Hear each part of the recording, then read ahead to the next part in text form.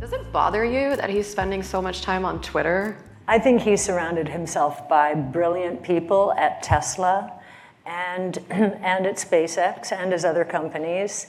I think he's our Renaissance man. He is the inventor of our age. And he's got an enormous capacity to take on new projects. I do think Tesla, the most important project, and we think it's the most impactful AI project out there at Tesla, the autonomous project. I don't know if you, many of you probably do have Teslas. Many people in the investment community clearly don't, because they don't understand what this last software upgrade did for full self-driving. I mean, I think they're almost there. And we think that that opportunity, so he's almost there, you know. We needed him to push and get us there, just like we needed him to push on the EV side and get us there. But he's almost there, and I do think he has time to devote to Twitter. And I think, you know what? If he's happy, I'm happy. You know, he's excited. He's excited, which is fantastic. Never sleep on a happy and excited entrepreneur. It can unlock new levels of creativity and new energy for more problem solving. Every time they examine a fatality, why don't they examine all the other fatalities out there on the road? The other, the ones that kill 45,000 people a year. You only hear about Teslas. It's kind of crazy, but anyway. Welcome to Electrified. It's your host, Dylan Loomis. If you'd like to see that full conversation and the rest of the speakers at the Axios Big Deal event that was held yesterday, I'll have this link below. Just be aware what Elon said is true. Cathie is awesome, the interviewer less so. She was just very negative and came off as anti-Tesla and pretty much anti-anything Cathie said. Well, except for the, you know, the service being down here and there, but okay. Fair enough. All right. Still a big Tesla believer. Yes, Kia, we are still believers in Tesla. Put that on the record. A quick update on the Cybertruck rack from yesterday. Simon pointed out this rack was not going to be a product of Tesla's studio for Cybertruck accessories. However, if you watch the video where Ellie talked to Drew and another Tesla employee, here's what was actually said. I'm going to tell you because the audio in the video was very hard to hear. Drew said there will be lots of accessories that will be supplied for the Cybertruck. Drew then asked another Tesla employee if the rack was going to be from Tesla's Cybertruck studio accessory team.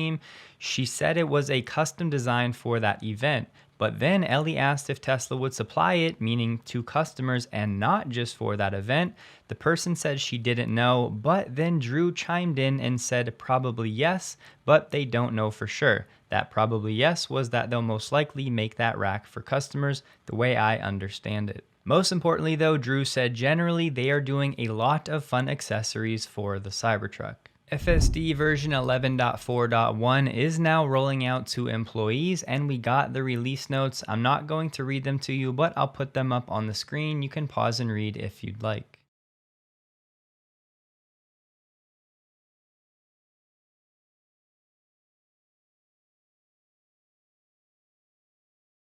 And yes, it looks like this version will now be on the 2023 branch, no longer in the past on the 2022 branch. And Dirty Tesla confirmed this as well. Elon does love to hype up these releases. He said this version has major architectural improvements. It's actually much more than a point release. Should be version 12.0, but that's reserved for when FSD is fully AI from video in to control out. In case you're wondering about smart and reverse summon, Elon said major update coming in a few months. On that topic, this article was from last year, but just so you know, Tesla is not the only company that's trying to overcome phantom braking. Honda's also being investigated, and Nissan was involved in a class action lawsuit for the same thing. VIN numbers are being assigned to Korean reservation holders for the Model S and X, and deliveries are set for June. This should serve as a halo effect for this market for the first time, and interest rates have actually been trending down in that region. Speaking of interest rates, it's a theme we all have to keep in the back of our minds for the next year or so. Essentially, S&P Global is reporting that younger buyers' market share is shrinking in the new vehicle market. With rising interest rates, they're seeing a decline in the participation of the lower credit tier in the new car segment. As you can see, the average APR right now is higher than it's been for the last 6 years, dating back to January of 2017. There will come a time in the future when interest rates come down and more of the younger, tech-forward generation has access to buying a vehicle like a Tesla. A lot of us know the benefits of Tesla Megapacks at their supercharging locations, but then the question becomes, how will Tesla balance giving these to customers and keeping them for themselves? Keep in mind, it's not just Tesla Energy or Tesla's financials that will benefit from scaling more Megapack production, but the Tesla supercharging economics will benefit as well. Many of us here are expecting Tesla stock to provide for part of our futures.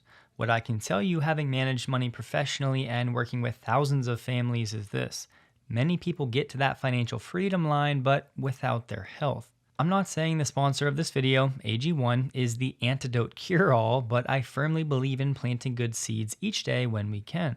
Having also spent a few years in the fitness world, I can assure you the supplement world is full of garbage and scams. AG1 honestly shines as bright as the sun compared to most of the space. There's a reason Lex Friedman, Andrew Huberman, Rogan, and the Institute of Human Anatomy all recommend it and speak very highly of it. It's also certified by NSF, an independent third party. It'll cost you hundreds of dollars to get the same quality and list of ingredients AG1 offers in a simple, quick daily scoop mixed with some water and maybe a lemon squeeze if you'd like. Yes, eat well, get nutrition from whole foods, sourced well, but honestly, even this isn't enough sometimes, and most of us aren't eating the rainbow consistently every day. So if you'd like to get a baseline of daily nutrition easily, AG1 is a stellar option in my opinion. You can get 5 travel packs and a 1-year supply of vitamin D3K2 for free using my link below.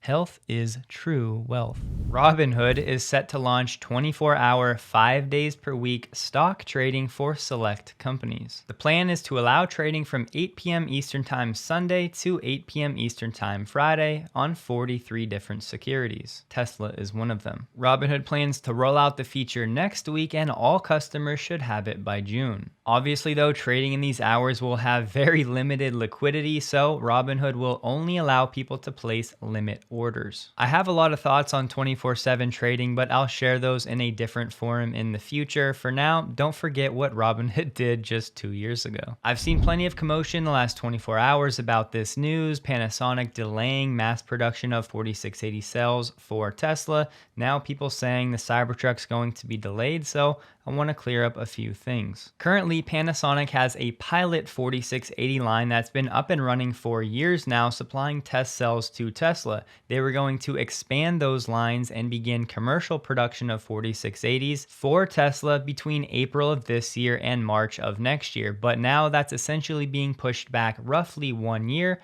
They're now looking to begin operations between April and September 2024. Their reasoning: they want to introduce performance improvement measures that will further enhance competitiveness. I really think this just goes to show that what Tesla is doing is not an easy feat by any stretch. Going back to summer of last year, Panasonic started delivering the first sample 4680 cells to Tesla. And again, mass or commercial production of these cells was supposed to be expanded in Japan basically now, and then after that they were going to move production to North America. We later learned Panasonic's North American expansion plans may be different than we thought. They talked about investing $4 billion in a factory in Kansas, primarily to supply Tesla, but that they're going to start with 2170 cells. So just to clarify, it's not this Panasonic factory that's being delayed, it's the actual mass production at the Japan plant as far as I can tell. The new factory in Kansas is expected to be bigger than Giga Nevada, and they're supposed to begin mass producing these cells for Tesla by 2024. But when it comes to the Cybertruck, Drew on the Q1 call said as we steadily ramp production ahead of the Cybertruck next year.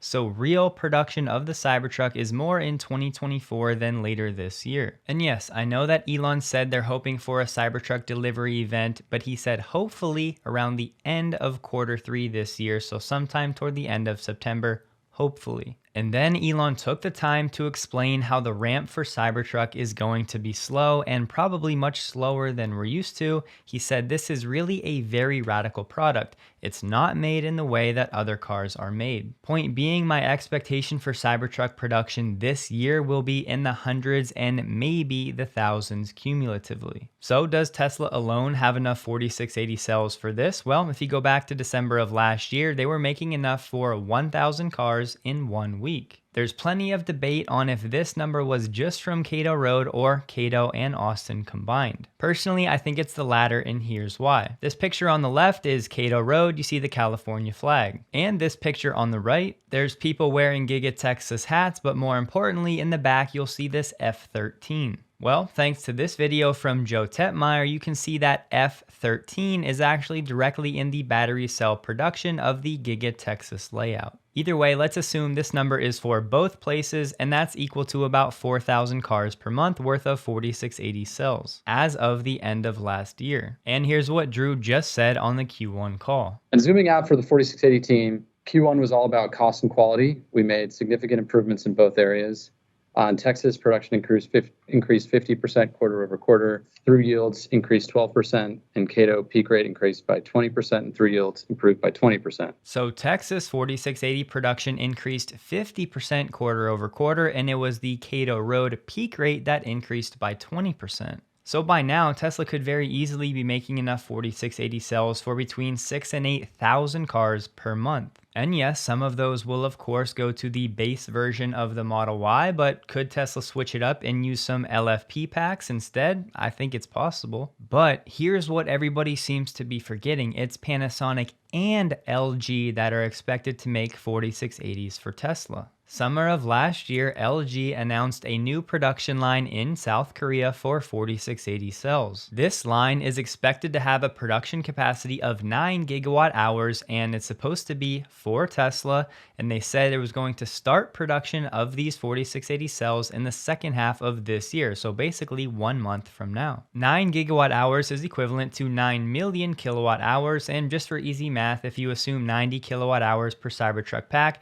that's enough for 100,000 Cybertrucks per year just from this one line from LG. South Korea does have a free trade agreement with the United States. At the end of the day, Tesla is basically looking at this 4680 supply from LG and Panasonic as insurance policies on their own 4680 production. So even if one of those insurance policies, Panasonic, is now delayed roughly a year between its own in-house production, the lower initial volume of Cybertruck production, and LG seemingly still being on track to supply 4680s to Tesla, personally, I do not think there will be any problems for Cybertruck production because of 4680 supply. With all of that said though, personally, I have my expectations for Cybertruck production volumes very low all the way through the first half of next year. I'm just keeping my expectations in check. Here we have an actual delay with Volvo delaying the EX90 due to more software development and testing needed.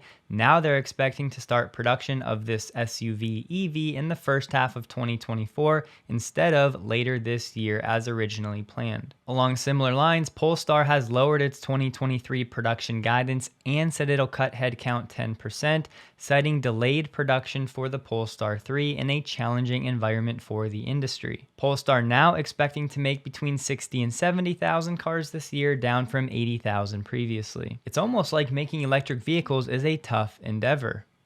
The The Polestar 3 now pushed back to Q1 of next year instead of later this year, and they blame it on their parent company Volvo for the same reasons the EX90 was delayed. If you haven't seen it already, Matt Reisinger did a very cool video on a Tesla solar roof install. A lot of nice insights. If you missed it, it'll be linked below. I found this Ask Anything from the Tesla manual using ChatGPT. I only played around with it for a few minutes, but this will also be below if you want to try it out. The Powerwall is now available in Spain, a good sign for production. Don't forget to check out AG1 linked below. Get your freebies if you're interested. You can find me on Twitter at DylanLoomis22. Hope you have a wonderful day. Please like the video if you did, and a huge thank you to all of my Patreon supporters.